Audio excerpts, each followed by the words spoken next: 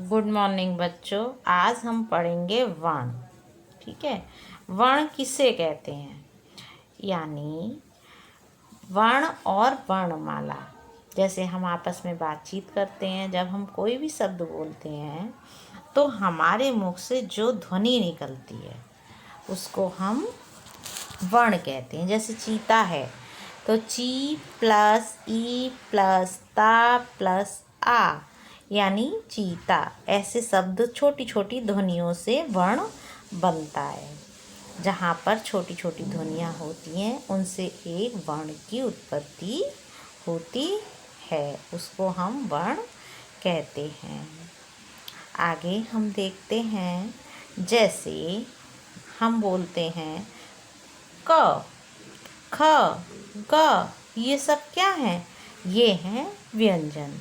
स्वर आ ई उ ये सब स्वर हैं, यानी वर्णों के व्यवस्थित समूह को वर्णमाला कहते हैं। और अगर हम कहेंगे कि वर्ण किसे कहते हैं तो भाषा की सबसे छोटी ध्वनि को वर्ण कहा जाता है। यानी भाषा की जो सबसे छोटी ध्वनि हो, मानो क है, ख है, आ ई उ, ये सारे क्या है? वर्ण हैं। अब वर्ण में क्या क्या आता है? सबसे पहले आता है स्वर, फिर आता है व्यंजन। स्वर कितने होते हैं बच्चों?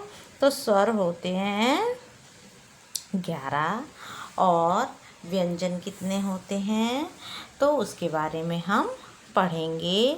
देखो स्वर में क्या क्या आता है? आ, छोटा, बड़ा, छोटी, बड़ी, ऊ, बड़ा ऊ, री, ए ओ, ये सभी स्वर में आते हैं। और फिर व्यंजन में कौन कौन से आते हैं? व्यंजन में जैसे क, ख, ग, ये व्यंजन में आते हैं। 11 स्वर और 33 व्यंजन होते हैं।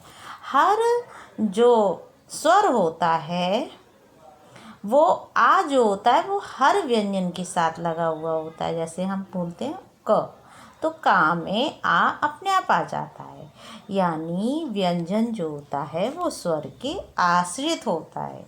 स्वर के आश्रित व्यंजन होते हैं, जबकि स्वर जो है जब हम बोलते हैं तो हम आराम से बोल सकते हैं, किसी के आश्रित नहीं है। वर्गों के व्यवस्थित समूह को वर्णमाला कहते हैं। यानी जो वर्णमाला है उसका व्यवस्थित समूह। सभी व्यंजनों में आ की ध्वनि होती है। जैसे मैंने आपको बताया कि जैसे हम का बोलेंगे तो का में आ अपने आप लगा हुआ हमको पता चलता है, तो उसको हम ये कहेंगे कि जो व्यंजन है वो स्वर के आश्रित रहते हैं। जैसे कि यहाँ पर संयुक्त व्यंजन दिए गए हैं, जैसे श्र, त्र, ज्ञ, स्र। तो जैसे कि यहाँ पर क्षत्रिय है ना, त्रा में त्रिशूल, ज्ञ ज्ञानी, श्रमिक।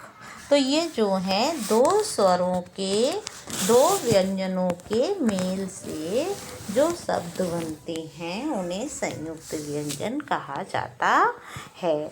अब जैसे संयुक्त व्यंजन में जैसे डा, ढ, ज, फ।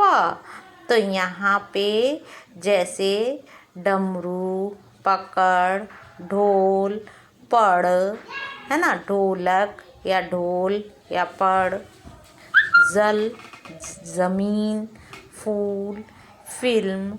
यानी यहाँ पर जो है जिन शब्दों में रा लगकर, एफ लगकर जो परिवर्तन होते हैं वो दिए गए हैं। अब देखो अनुस्वार और विसर्ग, तो ना तो स्वर है और ना ही व्यंजन है। अनुस्वार और विसर्ग क्या होते हैं? आरोह, जैसे आ और अह, ये अनुस्वार और विसर्ग शब्द हैं। अब देखो जब हम आ बोलते हैं तो वो अनुस्वार, अह जिसमें ह की आवाज़ आती है वो विसर्ग वाले होते हैं। इनके लिए जब हम उच्चारण करते हैं तो हमें सेम लगता है, लेकिन परिवर्तन होता है। अब हमारे शब्द आते हैं आ,